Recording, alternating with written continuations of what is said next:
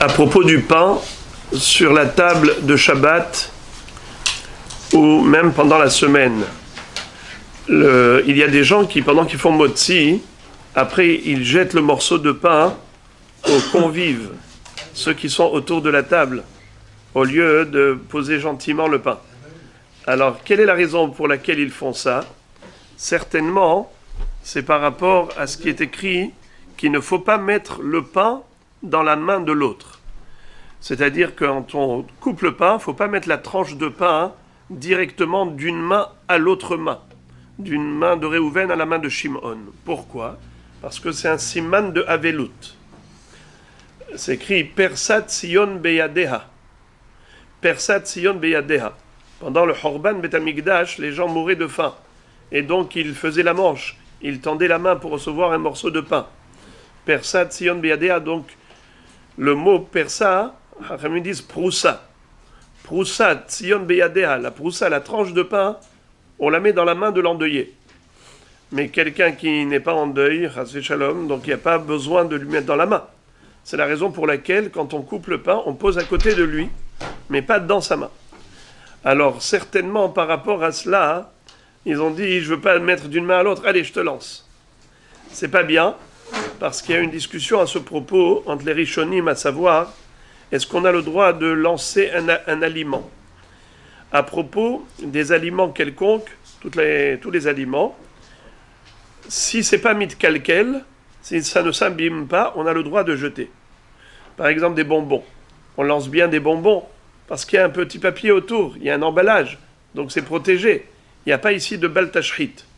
Mais si c'est par exemple des pommes ou des figues fraîches ou des fruits qui vont s'abîmer en les jetant, c'est assour, bal tashrit. Mais il n'y a pas de issour, de bisouille au chalin par le fait de lancer ou de jeter. Par exemple, tu me dis, lance-moi la pomme, je veux l'attraper, ou l'orange, c'est moutard. Il n'y a pas de issour, de bisouille au chalim, si ce n'est pas mitkalkel. Par contre, le pain, il y a une marloquette entre les rishonim, est-ce qu'il a une importance supérieure, supplémentaire par rapport aux autres aliments? Même si par rapport aux autres aliments, c'est moutard de jeter, si ce n'est pas mitkalkel, certains rishonim pensent que le pain, c'est différent. Le pain, c'est plus hamour. Comme c'est ce qu'Akadosh Baruch Hu nous a donné pour nous nourrir pendant toute la vie, c'est le pain qui est le principal aliment de l'homme, c'est la nourriture principale. Nachon, c'est la raison pour laquelle il faut avoir plus d'égard et plus de respect.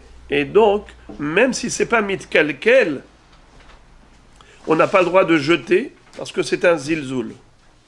Donc, c'est une mahloket entre les rishonim. Au niveau du psak halacha, mashma du Shulchan Aruch qu'il est mahmir comme les rishonim qui interdisent, et donc il faut s'abstenir de jeter le pain au moment où on fait motzi. Il faut le mettre dans une assiette et après envoyer l'assiette servir aux gens qui vont prendre. Et pour la fin du repas, ça c'est le début du repas, hamotzi. Maintenant pour la fin du repas, birkat Amazon. Il est bon qu'il y ait du pain sur la table au moment du birkat Amazon.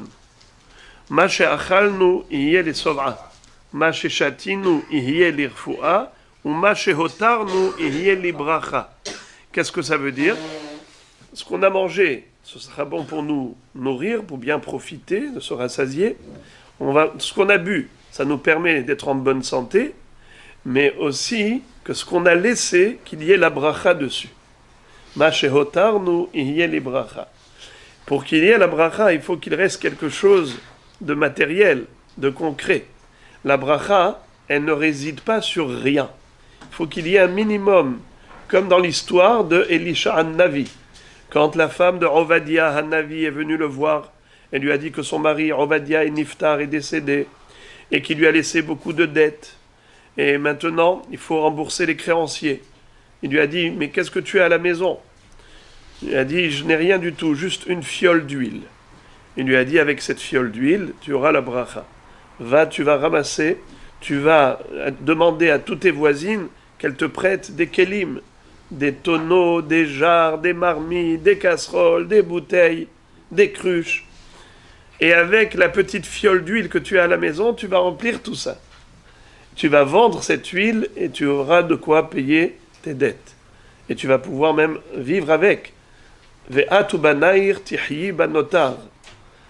Tu auras même encore du bénéfice. Ce qui veut dire que il fallait qu'il y ait quand même une fiole d'huile. La bracha, elle ne va pas résider sur rien.